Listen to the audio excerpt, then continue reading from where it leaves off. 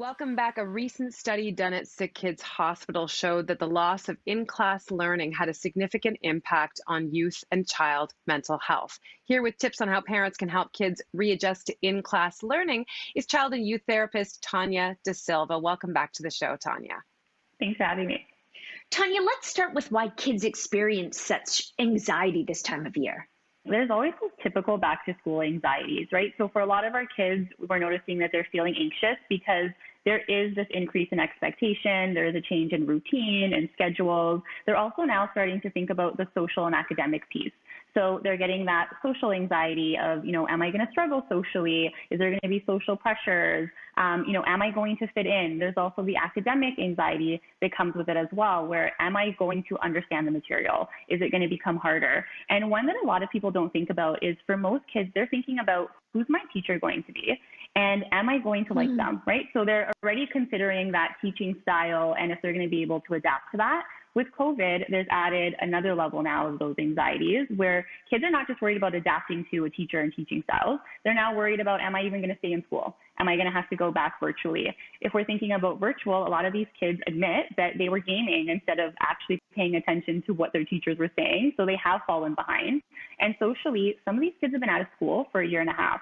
So they don't even know if they're returning to friends. So, Tania, I'm curious, how have you noticed, or in what ways have you noticed the impact of COVID on youth and children when it comes to mental health?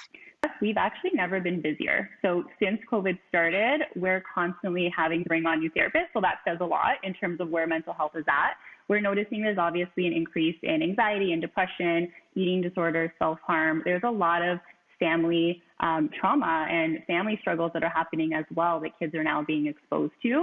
So that's for sure growing. But the simplest way that we've been explaining it to the families that we work with is we face stress on a daily basis. So there's acute stress, which is typically short bursts of stress where we feel it and it's gone. So if our kids are going back to school, they're feeling a little stressed, they settle in, it goes away, the school year continues. Or they have a test, they get stressed, they study for it, they write it, it goes away. So acute stress is essentially small bursts, it comes and goes. Chronic stress is that stress that stays longer. So we're feeling it daily, it's kind of continuing on. And if we think about COVID, we've all been in a state of stress that has continued. We're still unsure. We're still feeling not secure about what this year is going to be like. So we've all been in a state of chronic stress, and chronic stress leads to mental illness, but also physical illness as well. So it impacts us in so many different ways. And the scary part about chronic stress is that sometimes we get used to it. So we don't feel it the same way, but it's still there. So I think that's the biggest impact, is that chronic stress that we're all still feeling daily. What signs and symptoms should parents sort of be looking out for in their kids to see if they're having issues? So we usually break it down just to simplify it. So whenever we get calls from parents, whether it's the beginning of the year or throughout the year, it typically falls into three categories. So there's the social struggles, the emotional struggles, and the behavioral struggles. So when it comes to back to school, some of our kids will struggle. We'll see them socially start to isolate. They are starting to really attach themselves to a particular teacher or one child or their parents. We're seeing that kind of painfully shy child who's coming in and just not able to really connect. So there's that lack of social connection even a couple weeks in. For emotions, this kind of varies. We can see kids that have meltdowns, that are going into full-out panic, tears. We're seeing it come out in a lack of emotional regulation as well as a lack of confidence. So they're saying things like, I can't do this, or no one likes me. So a lot of that negative talk is coming up. And behaviors are always interesting because teachers will sometimes very much focus on this behavior needs to be managed, but sometimes we're not noticing that it might be coming from anxiety. So if we're seeing aggression, it can be because they're having a hard time managing the anxiety they're feeling. We see a lot of regression, so kids who are regressing in sleep and eating habits and independence. They're also pulling back and avoiding things that they once liked. So these are ones that sometimes get labeled as behaviors, but they can be reconnected to anxiety. So let's just say you're in a scenario where you can't get your kid to school. They just won't go. What are some extra ideas that parents can go to in order to help those kids? I think the first thing is meeting your child where they're at that day. Because for us, we have this expectation that it's the first day, you need to go, you need to be there all day. And then that parent guilt sets in too. We see it all the time where parents are like, everyone else's kid is fine, why is mine not fine, right? So what we always suggest is first of all, seeing it outside of us where it doesn't reflect us as parents. It doesn't reflect the way the rest of the year is going to go. This is how they're feeling right now. So let's meet them where they're at. What can we do? So what we typically do with our kids too is we'll break it down into steps. So, okay, you don't feel like you can stay here all day, but do you feel like, we can just walk up to the fence or to the door or to the classroom?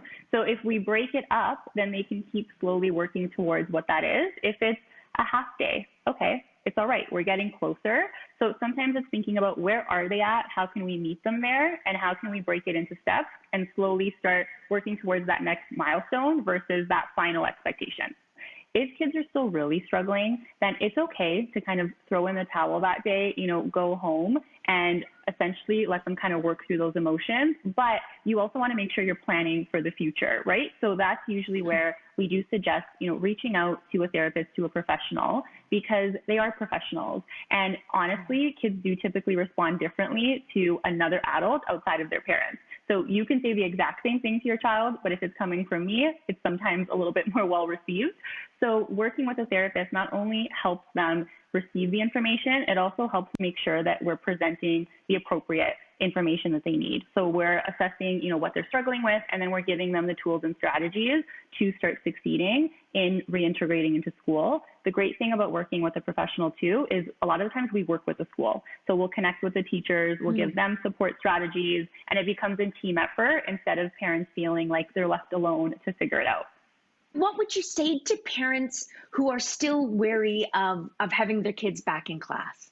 This is always something that comes up, and realistically, obviously, there's worries about COVID and shutdowns, and there is a lot of things that we're still concerned about, but the pros really do outweigh the cons, at least right now, where a lot of our kids, they need that social interaction. They really, really are missing it. And in terms of their academic performance, a lot of our kids did not do well online. Many of them admitted it, right? So I think being in a classroom where there's actually a teacher there to come and support them and help them work through it and essentially keep a real eye on them, because it's very difficult over a screen, it is going to help them socially and academically. And something that sometimes we don't consider is if we are going through family struggles or there's things that's happening at home, our kids are in earshot. Right? They're hearing us maybe be frustrated with employees or at work or with our partners, and that impacts them too. So going to school does become an escape for a lot of our kids, where they get to kind of tune out, potentially things that are happening at home and focus on just being kids for a little while. So there's definitely a lot of pros in the return as well. Tania, thank you so much for this timely and important information. It was great. Thanks for having me. Everyone watching at home, don't go anywhere. We'll be right back.